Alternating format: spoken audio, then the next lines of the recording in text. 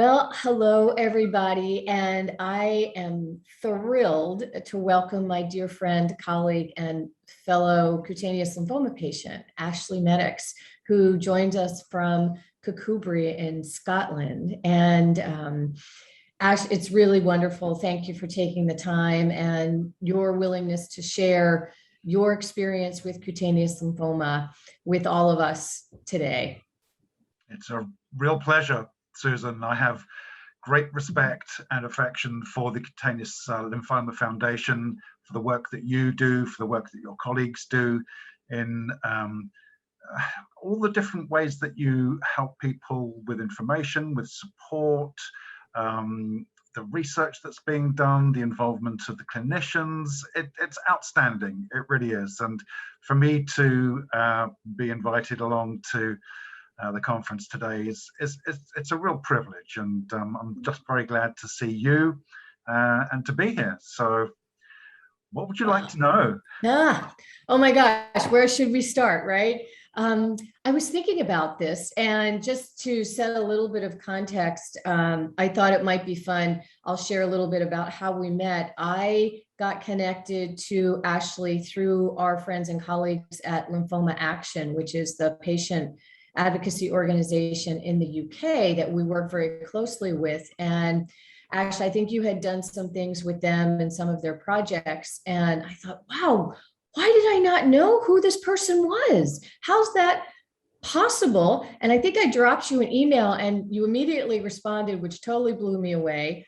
And then we jumped on a very long phone call and had a great conversation about a myriad of things. And then I happened to be traveling to the UK, and I was able to take some extra time and come up and visit you and spend some time. And we had you were such a wonderful host. And I just feel like we are kindred spirits that never met, but we were traveling similar paths with passions and deep devotion to serving and supporting people who are challenged and suffering with cutaneous lymphoma. And then also for you, which I think we'll get to a little bit further, other people with all different kinds of skin conditions. But I thought we'd start with kind of the beginning. You know, we're getting more and more younger people being diagnosed with cutaneous lymphoma. And I mean, I was young, theoretically 31, but you beat me on that count. And I think it's really helpful for everyone, right, who has a diagnosis, to hear from people who have traveled the path before them and how others have managed. But I think specifically, because you were diagnosed really young and way early, you know, before we had internet, and, you know, I think if you can kind of start with when you were diagnosed, how that made you feel, how did you grapple with that? I think that would be so helpful for folks to hear. Okay. Well, I was 17.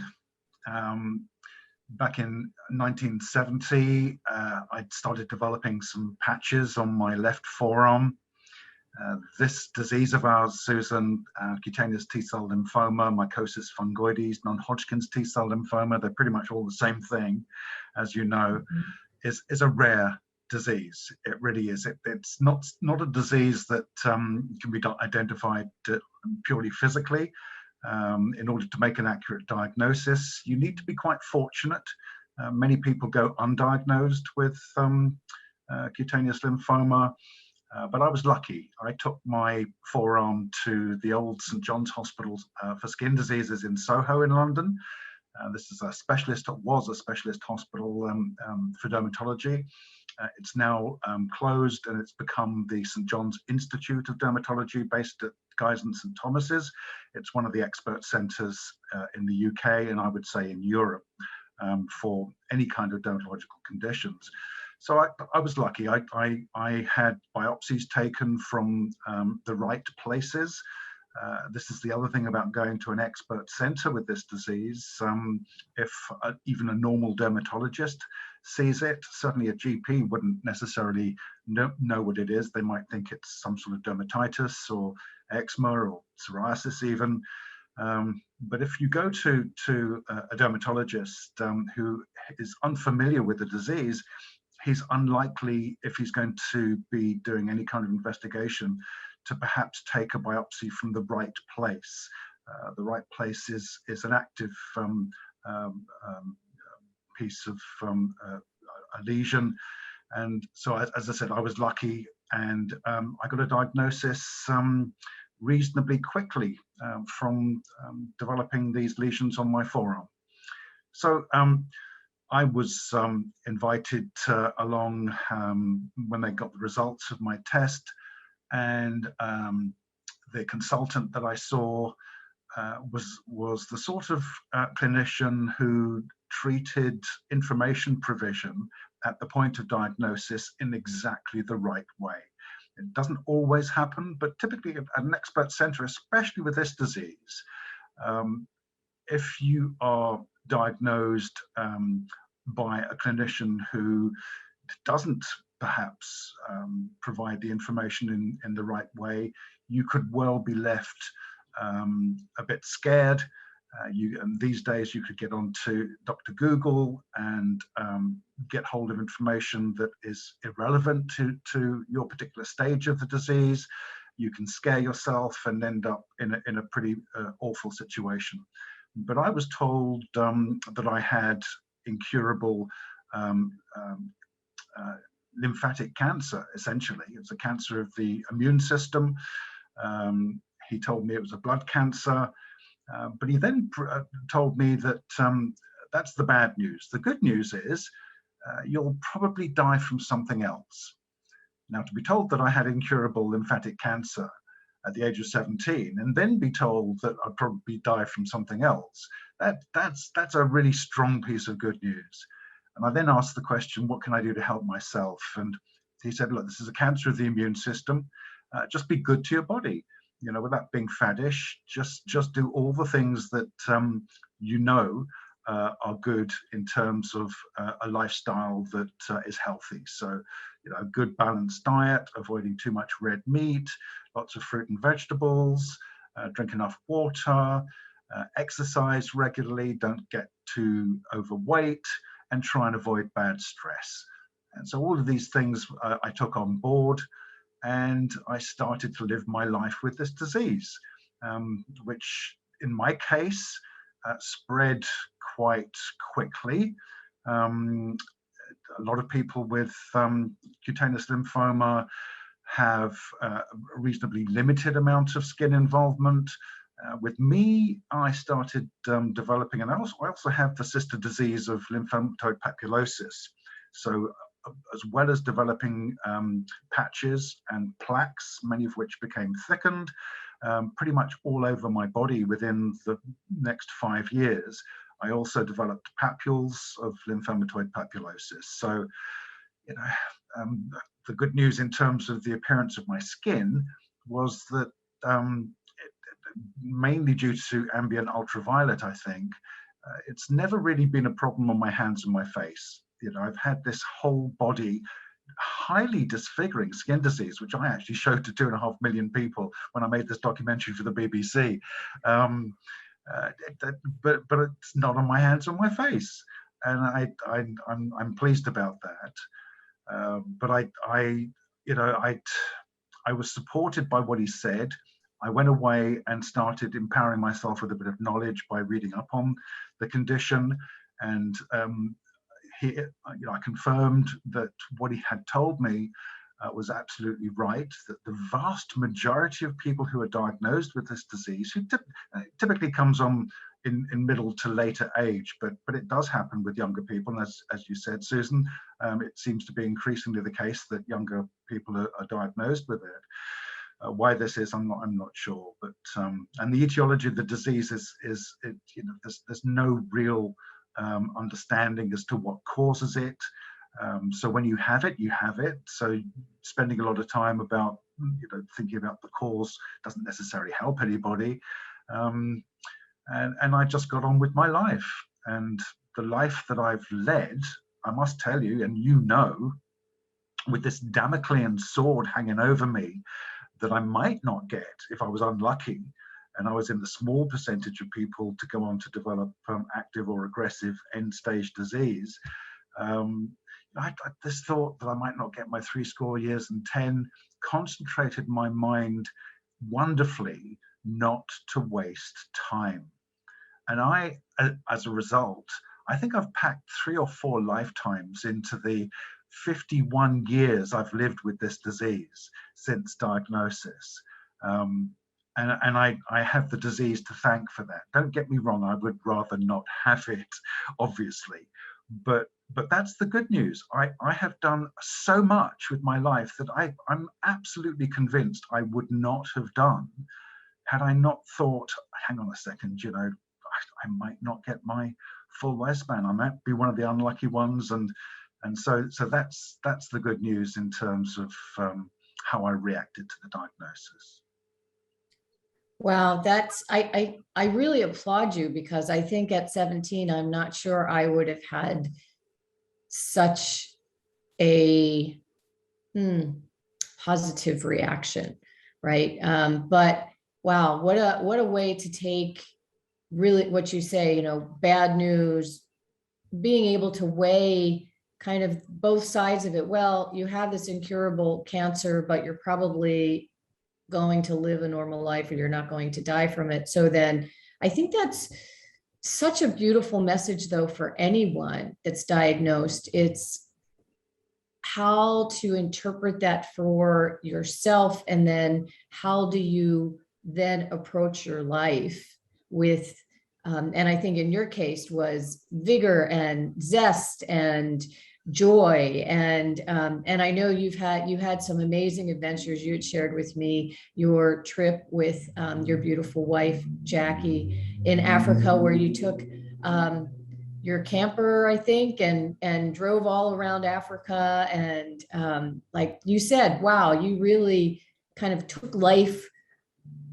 by the horns and said, wow, I'm just gonna go do these things. And you did, which I think is inspiring. Well, really.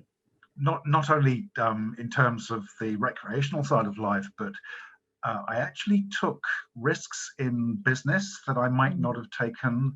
I am an optimist. I am a hard worker.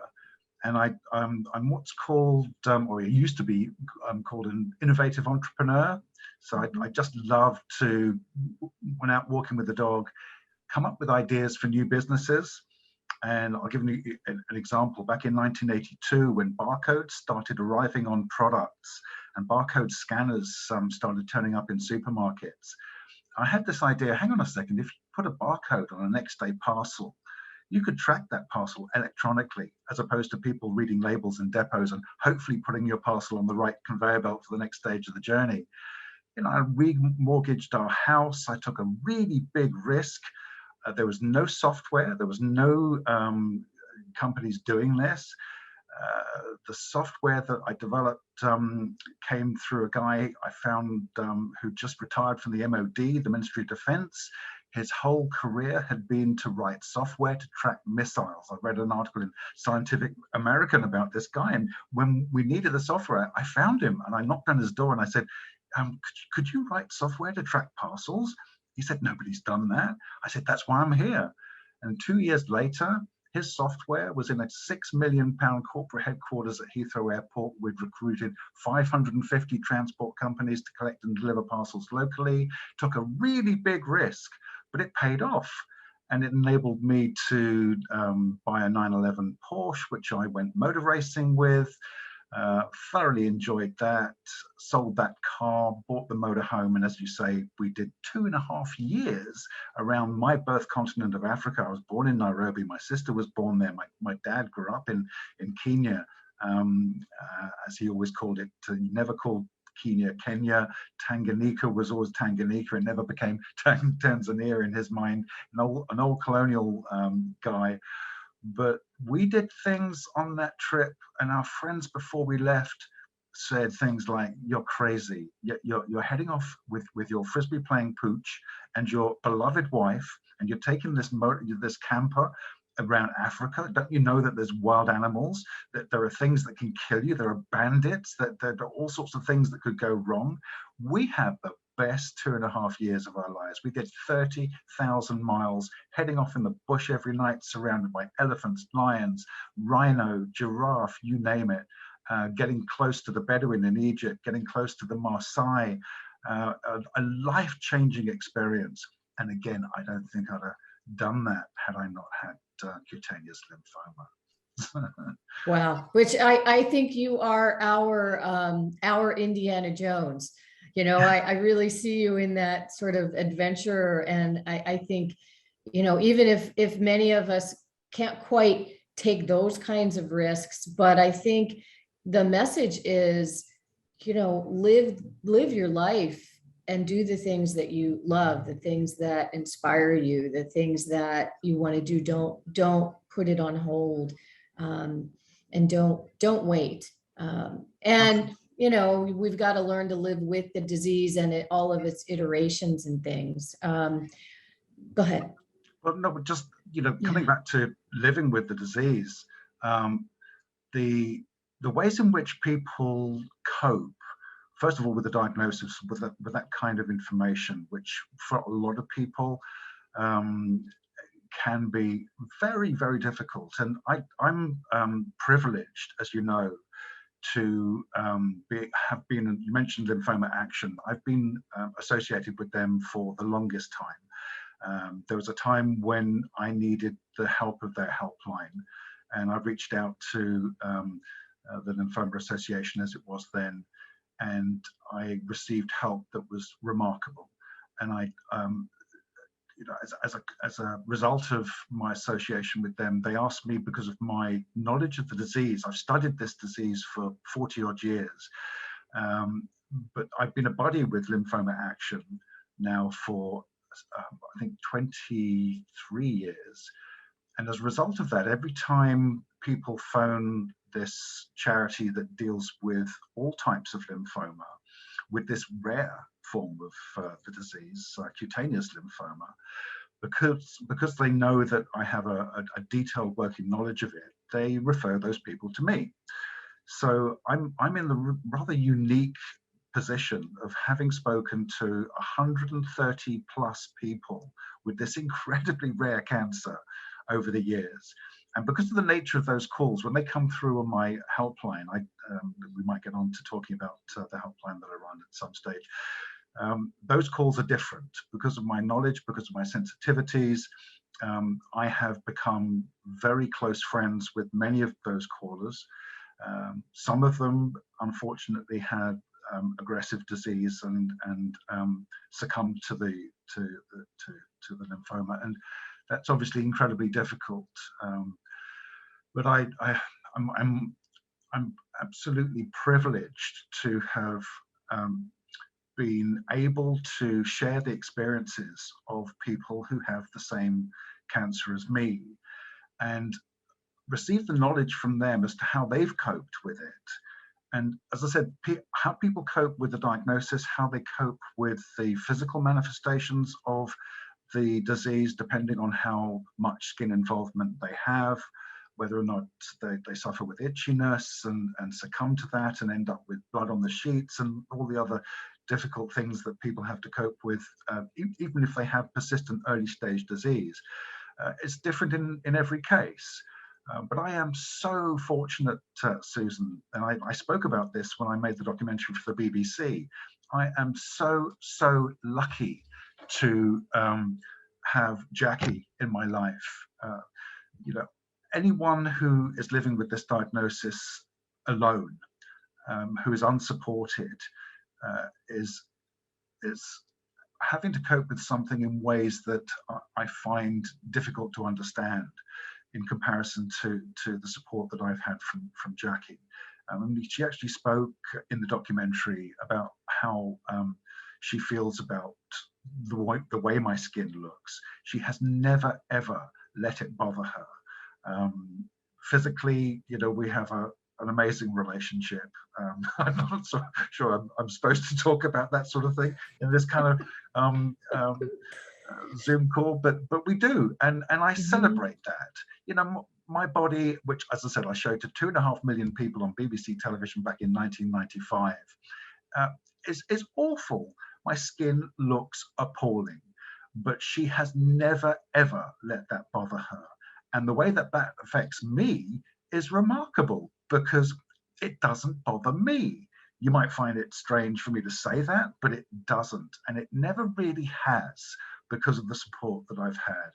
And I am just so grateful for that.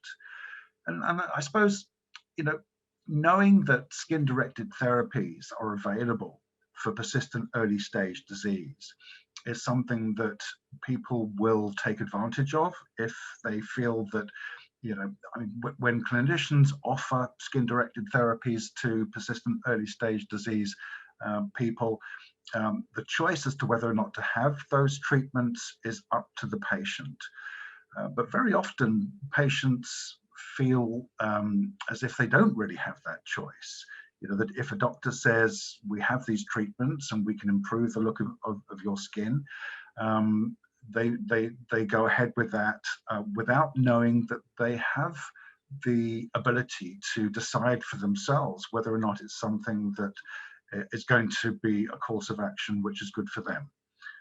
And my own experience, I've chosen not to actually do anything in terms of skin-directed therapies. I had some PUVA, the light treatment, once many years ago, but because the benefits of that, which were good, it was inconvenient 3 times a week going to the hospital for the light therapy, but my skin improved, but I got a very short remission. So after having gone through all of the difficulties of going to the hospital 3 times a week, for the remission to be so short and for the disease to come back, I just decided I'm going to develop this equilibrium whereby I live with the condition to the best of my ability.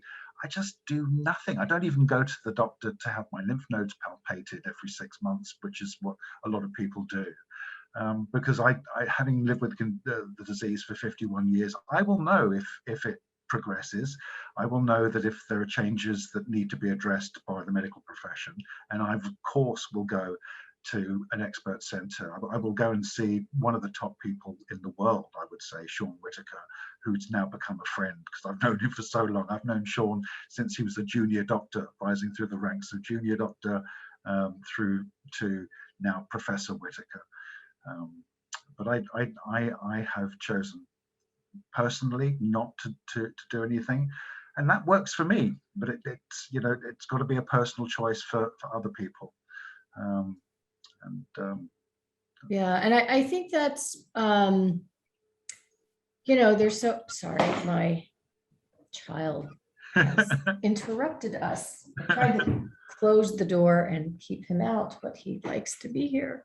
But I think that it really is up to the individual. And I think you and I, having lived with the disease for as long as we have, I think one of the things I also share with people is you know your body the best. You understand how this disease manifests in your body. And so if you can monitor that and understand that, you're best served to share when things are different or when things change or when there's something out of the ordinary that really does require additional therapy or being seen by the physician. And I think, again, you and I are fortunate in that we've had access to global experts in the field, and that makes a huge difference as well. And we're really fortunate in that. Unfortunately, that's not the case for everyone. But I think, empowering people to learn, to understand, I always tell folks as well, and I'm sure you do too, it takes a while to wrap your head around this thing. It's complicated. There's no black and white in any of it, whether it's the disease or it's the treatments or how things are going to work over the course of time. There's so much we don't know. So you have to get a little bit comfortable with some of the uncertainty around it, because there is no, well, here's your diagnosis, here's your treatment plan, here's how you're going to react. And that's hard. I think the emotional impact of this disease and living with it can often be, particularly for people with earlier stage, grappling with that over the course of time is a challenge. And I don't know if you have any thoughts on that. And I know you've done some really interesting things with itch, and I think I might just have to let him be here because he's not gonna go away. Sorry, everybody. That's like Zoom at home when you're trying to do a professional thing, but here we are. Anyway, It's lovely. yeah, he came to say hello. And my lovely companion, my furry companion. But I think you've done some really amazing things. I want to talk about a little bit about the BBC documentary, and I know we were hoping to be able to do some clips from it, which we weren't able to do, but maybe we can host a viewing party at some point, and then do a Q&A. I think that would be fun. But maybe you can share a little bit about, like, how the heck did that happen? What inspired you? And I have watched it myself, so I was so blown away. It was amazing. And I think some of the other things that you've really tried to do to support people living with the skin condition to feel comfortable in their bodies, even though they've got this visible thing on their skin that makes other people uncomfortable. So, and you alluded to that in your relationship with Jackie and how her support has really made a difference. And anyway, I'm rambling all over the map. Take any of those topics that you might want to talk a little bit more and share a little bit about. Okay. But coming back just quickly, Susan, to patients being empowered to make their own choices. I think it's important, and some people might consider it a little bit controversial, but it's important, I think, for patients who, let's say a patient with this disease is being seen by this cancer of ours falls between the camps of dermatology, oncology, hematology, radiology, but typically it's a dermatologist at an expert center that people see. And very often the clinicians, from my experience, will want to be seen to be doing something to help their patients, and you can't blame them for wanting to do that. And bearing in mind that there are tools in their armory that will improve the appearance of the skin, which may be, inconvenient, such as light therapy and the other treatments that are available for persistent early stage disease. Some of them have toxicities that, in my opinion, can actually lead to the disease progressing, which that's, again, this is why it's controversial.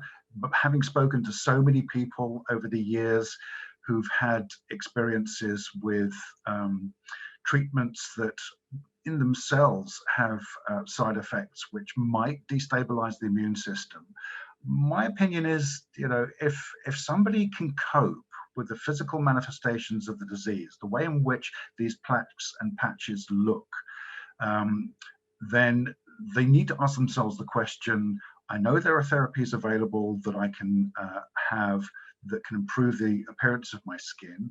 None of them are going to be long-term necessarily. And on that basis, if I cope well with it, I'm going to ask whether or not I actually need to do anything. And I think it's an important point for people to realize, because when a doctor feels as if they have to offer a therapy, sometimes the patient feels disempowered to disagree with that and say, well, actually, doc, I cope with the way this disease looks. I've gone online, I've read up on it. I know that there's every chance, having been staged with the disease at an early stage, there's every chance it's going to stay at this stage. And you know what? I cope with it well, I don't feel as if I need any kind of therapy at this stage. And I think it's important for me to say that. But having said that, it has to be a personal choice. And it's for exactly the same reason I will never, ever talk about therapies directly with anybody who calls my helpline. It's not my job. I'm not a doctor. But what I can do is empower them to ask the right questions and empower them with the sort of knowledge to enable them to deal with their situation medically to the best of their ability and work with the doctor, of the doctors that they're seeing for the benefit of their condition. Right, now coming back to this documentary, it wasn't easy. It really wasn't, but I decided to have a look as to whether or not, this is when I came back off the trip around Africa, I was slightly changed by the experience, Susan. When you spent so much time with tribal people, when you spent so much time with people who have very little materialistically, but seem to be living their lives in ways that are 10 times happier than ours. You know, they're not on the hamster wheel. They're not stressed by going to work. They're in tune with their environment. I'm talking about, you know, tribes like the Bedouin and the Maasai. It was such a privilege to spend time with these people, and that changed us. It really did. And so I came back I suppose less the businessman and more the person who was interested in, you know, what can I do to help other people? I wasn't at that stage thinking of setting up a charity. I wasn't at that stage thinking of setting up a, you know, the UK's only general dermatology helpline. But I thought, you know, if I could make a documentary that enabled me to talk about not my cancer, but the ways in which living with a disfiguring skin disease, a skin disease that with some people, because of the stigma and the trauma and the ways in which the public perception of and reaction to people with diseased skin can affect people, I thought, nah, let's just have a look at whether or not I could get this together. And I was lucky. The people at the BBC that I spoke to, one of the researchers just happened to have psoriasis. And she was the person who was going to help me put this proposal forward to the BBC, and she was in my camp very early on, and I was lucky. I got this half an hour slot. You know, I had pretty much close to £100,000 to spend on making a documentary. I had a BBC film crew of my own. I even persuaded the BBC to head off to the Dead Sea in Israel at the end of the documentary, which was a remarkable experience, and go to a place where skin disease is positively welcomed. And I'll talk about that a little bit because it's the natural equivalent of light therapy, if you like, the Dead Sea. And there are reasons for that. It's not the salt, it's not the mud, it's other things. So yeah, we started filming. I had total editorial control over the process. I started off at the Colchester Leisure Centre, a swimming pool near where I lived at the time in Essex. And I wanted to go to a place with my whole body, ugly body, my disfigured body, to a place where, you know, people do not typically go with a skin disease. Prior to the changes in the disability laws, and we're talking 15 years ago, people who did have the courage to take their eczema or psoriasis or other rare skin diseases like ours to a public place like a swimming pool, very often they were asked to leave.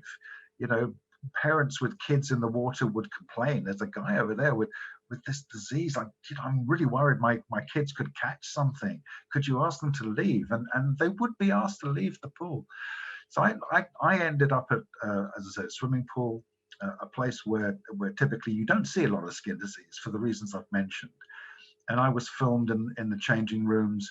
And I must tell you, when I went along with the film crew in the morning, uh, I was very confident because the place was empty. And we turned up in the afternoon to do the filming, and the place was packed. The gallery was packed. There were 200 people there. There were kids being taught in the pool. And I was really nervous at the thought of coming out the changing rooms. In fact, the only way I could do it, I turned to the gallery. The instructors got all the kids down the end of the pool, and in stentorian voice, I said, "Hi, my name's Ashley Medicks. I'm here with the BBC to film part of a documentary about people living with skin problems. And I must tell you that underneath this smart suit, I have a whole body skin disease, and I am terrified of coming out of the changing rooms and you people staring at me. You might look and then look away and then look back again. But do you know what? Now that I've had a chance to broach the subject, I feel a little bit better about it. Thanks for listening. I'll see you soon." And they filmed me in the changing rooms, getting undressed, and I came out and I did the swimming, and that was okay. And the director, who was very much in my camp by then, said to me, "Actually, there's a lady in the front row with black curly hair, and you actually see her in the documentary because he filmed her, and she's been staring at you the whole time. Go and sort her out." And I went over and had a chat with her, and she said, "Oh, no, don't get me wrong. I have psoriasis. And I think what you're doing here today is absolutely fabulous. I just wish I could go swimming myself." And as a result of that, when we finished the documentary and I set up this helpline, and a couple of years after that, I had a massive campaign locally here in Dumfries and Galloway to set up a swimming group for skin sufferers. There was a double-page spread in my local newspaper. I was supported by the local dermatologist. The local swimming pool were really friendly and helpful. The local management, everybody wanted this to succeed. I had flyers printed that said Skinship UK says come out and play. And by the way, anybody who wants to see this documentary, they can, because if you go onto my charity website, which is, can I mention it, Susan?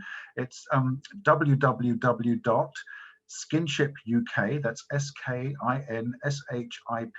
UK, one word, .org. And anybody who puts that into a search engine will find my dermatological helpline.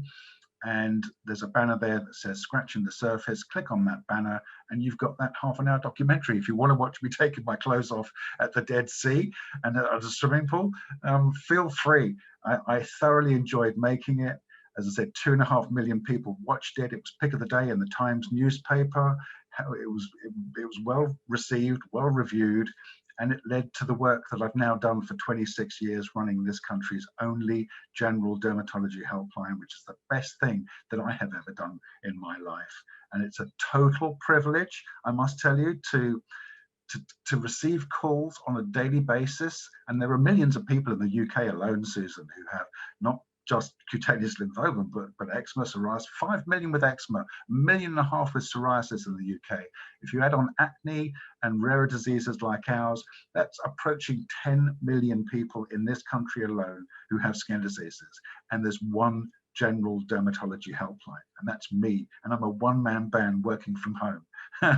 So I tend to be quite busy, but it is such a privilege to talk to people. And very often I get the impression that because they know that they're not going to meet me and that it's totally confidential, they will open up about how living with their skin disease has affected them in ways that I feel they haven't spoken to their friends or family about. And how much a privilege is that? And to be able to assist people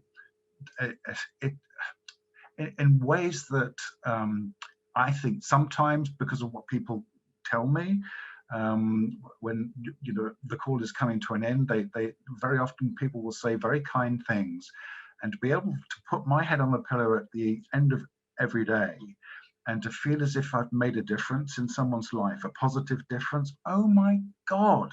And it's very emotional sometimes, it really is, but it's a privilege. That's the word I tend to use a lot to describe the work that I have done, as I said, for the last 26 years. Yeah. So the documentary was, as I said, it wasn't about my lymphoma. It started off at the swimming pool. We had a case history, mother and child with eczema. I must tell you, it's really difficult to find people to take part in this documentary, but we worked hard on doing it. We had a lovely mother and child living in Wimbledon.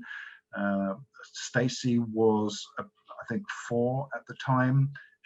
We filmed her in the bath, scratching herself to pieces with her eczema. Her mother talked about Lorraine. Unfortunately, she's died now. But Lorraine talked about being accused of having burnt her child because her skin was so red. Absolutely appalling, and I'm so glad we had them in the documentary, because it really brought home to people what living with a skin disease does to people, or can do to people, beyond the physical manifestations of the disease. The way that living with a skin problem can affect people emotionally and psychologically can be devastating. And that's one of the reasons I made the documentary. And I'm just really glad that it, all the research that we did, which was many months of research, it threw up some amazing statistics. Do you know there are more dermatologists in the San Francisco telephone directory than the whole of the UK? Wow. No, I didn't. How appalling is that? Skin disease is the Cinderella of the medical profession. It's not sexy. It doesn't tend to be a major problem for a lot of people, but it can be. And in that sense, and because it can affect people, just coming back to, you mentioned my advice that I give to people who are suffering with itchiness. People who have dry skin, dermatitis, contact dermatitis, or eczema, or sometimes psoriasis, or sometimes our condition can be incredibly itchy, especially conditions like Sézary syndrome, which is, as you know, a derivative of our cancer. If they succumb to that itch, which sometimes they do by growing their nails to have a scratching frenzy. People have opened up to me on the helpline, and they admit to doing that. And whilst they're doing it, it's almost orgasmic, the fun that they're having. But at the end of it, they're covered in blood.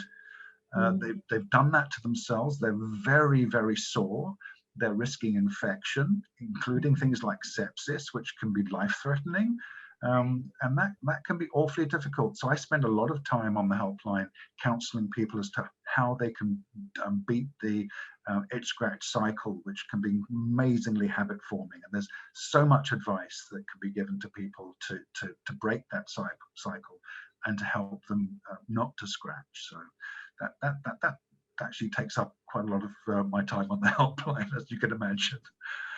Well, I am, that does not surprise me, for those of us that have had that experience with the intensity of the itch, and it's beyond physical, and we know now that it follows the nerve pathway. So it isn't your typical topical kind of skin itch that you would get even with a poison ivy or a bug bite. It's in the nerve system. So that hits that cycle that you were speaking of, right? That itch, scratch. And I have experienced that, and I know how horrific that is. And,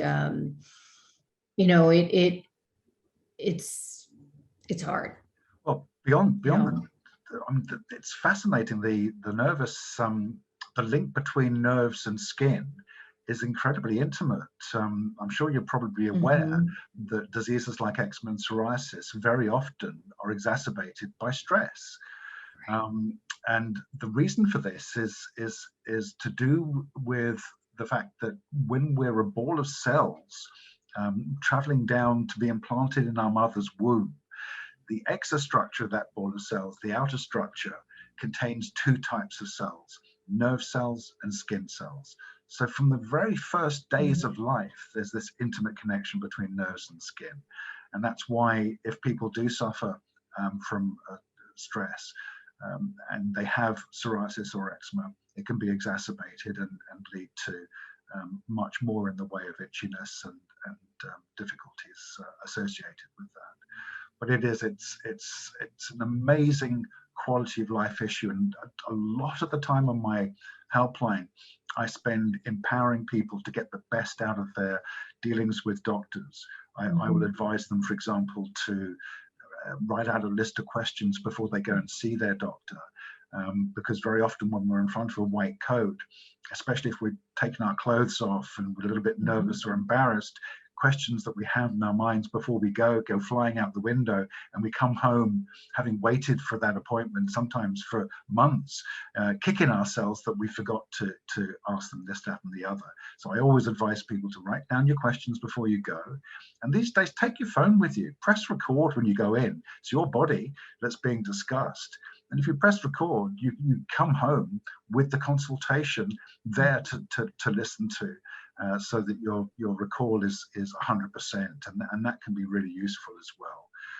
But there are all sorts of ways and means in which our dealings with clinicians can be maximized, and that can be really useful for patients. It really can. Yeah, I mean, I think those are great tips too. I so totally agree with you. I was just speaking with someone yesterday.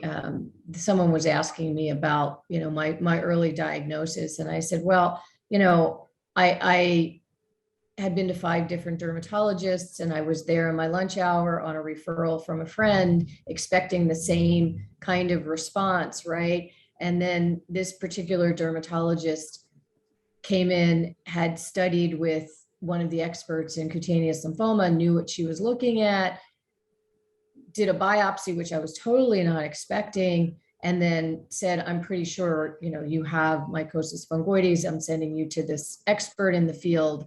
And there you are in the paper gown, and you can't hear anything. They're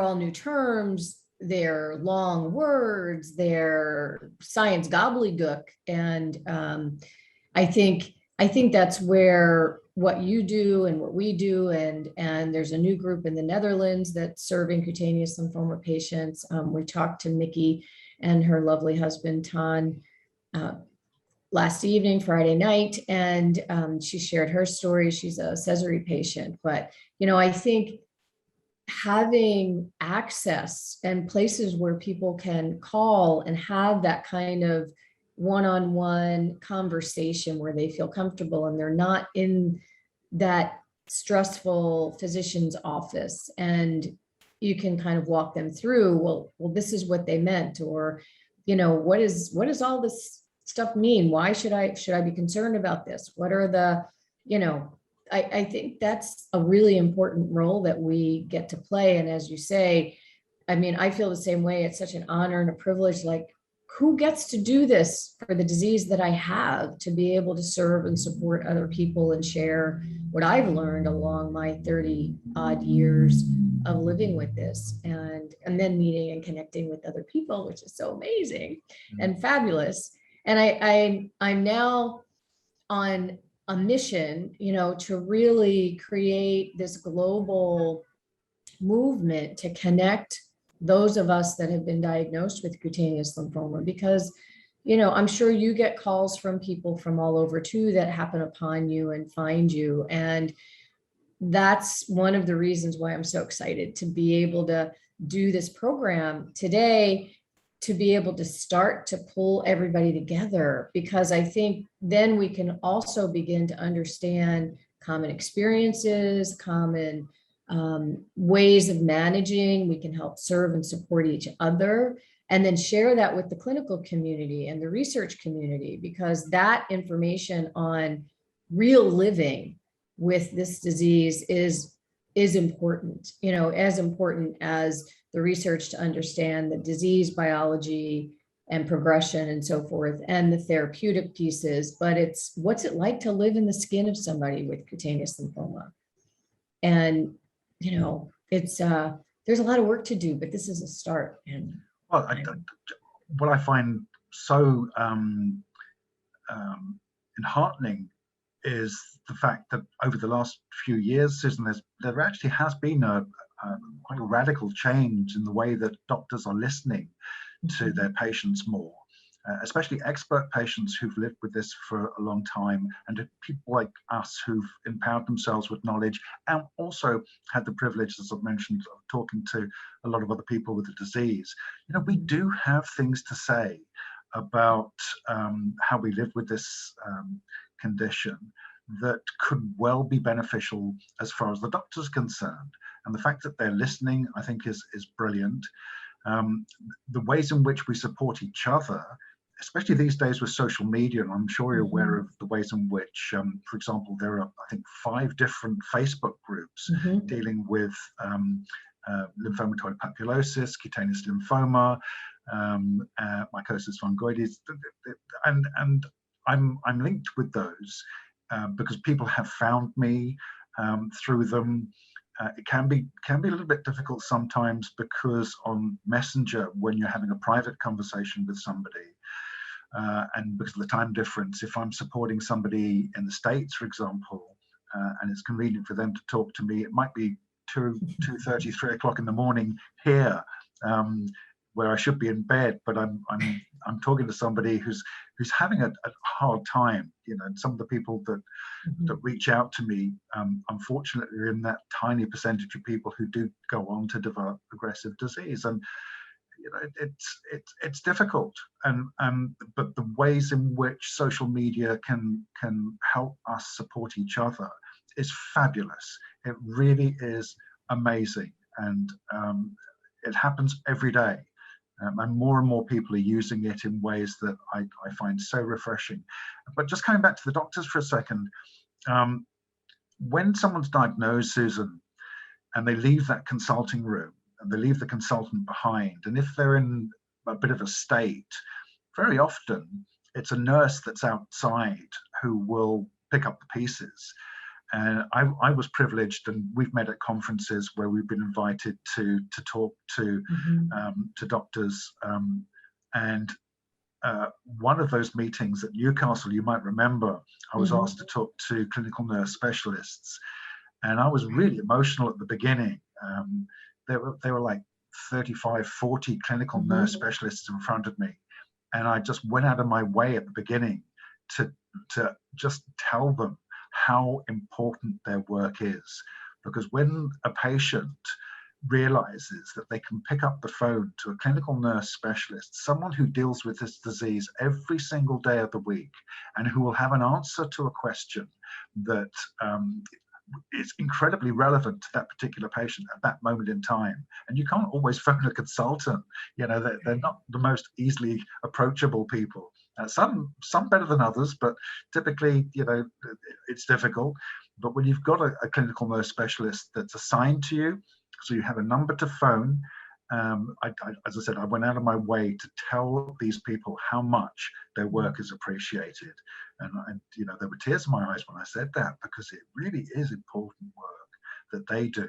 And it's difficult work that they do, because a lot of the time they're dealing with end-stage disease. And end-stage disease with this condition of ours can be, you know, very, very difficult. Yeah. Well, thanks for bringing up the nurses. Oh my gosh, there's so many things we could chat about, but I think maybe I'll ask you, because I know we're coming up on our time here. If you were, and you do talk to newly diagnosed people, but now you have, you know, we can share you right beyond the phone call. If you have some, advice, guidance, I guess, guidance would be probably the word, as someone who's newly diagnosed, and maybe for somebody who's younger that, you know, sees the typical patient as, well, this is an older person over the age of 50. And, you know, they're like, well, but I'm 19. Like, whoa, what might you share with them?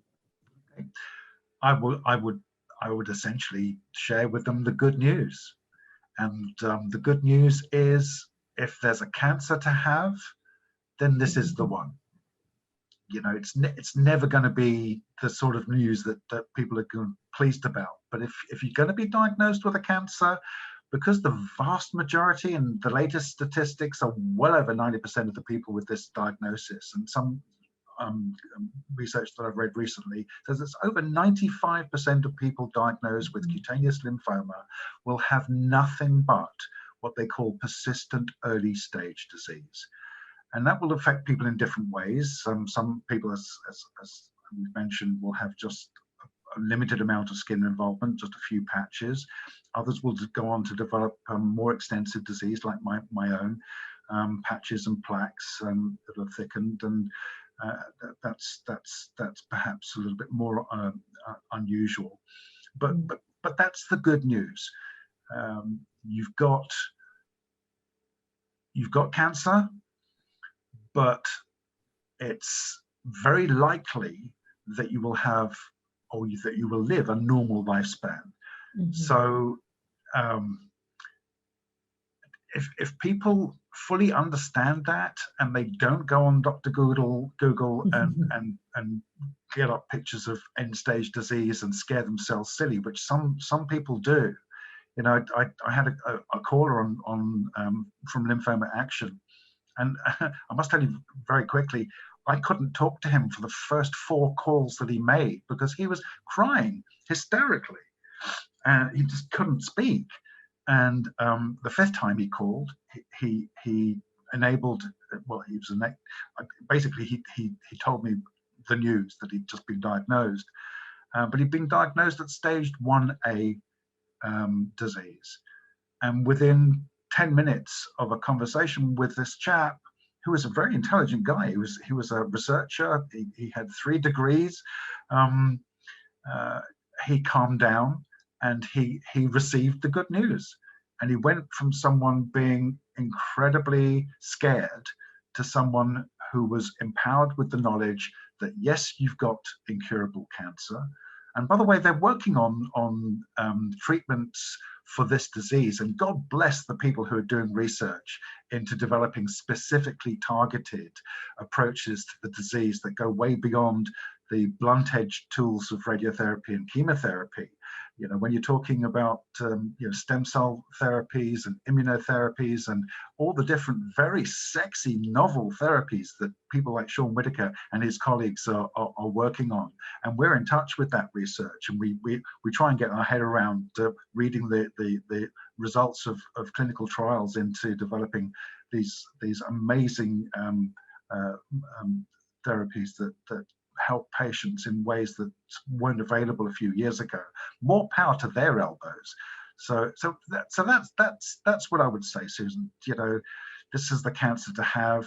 If you can get your head around that and learn to live with it to the best of your ability, it ain't going to blunt the way in which you live your life, and it can enhance it as it has mine.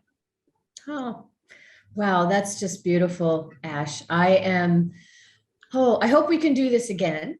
And maybe like I said, we can have a watch party sometime and we can watch the documentary and have a discussion. I think that would be so fabulous. And I'm really excited again about bringing our community of patients together, so no one feels like they have to live this alone, and that there are resources. And, you know, I think more power to all of us if we're connected than if we're by ourselves. And I am just honored and grateful that you took the time to join me today and to share your story and your ideas and your experience. And I am always inspired every time I listen to the things that you've been able to do and how you've lived your life, and what you're able to do now to really give back. I thank you from the bottom of my heart.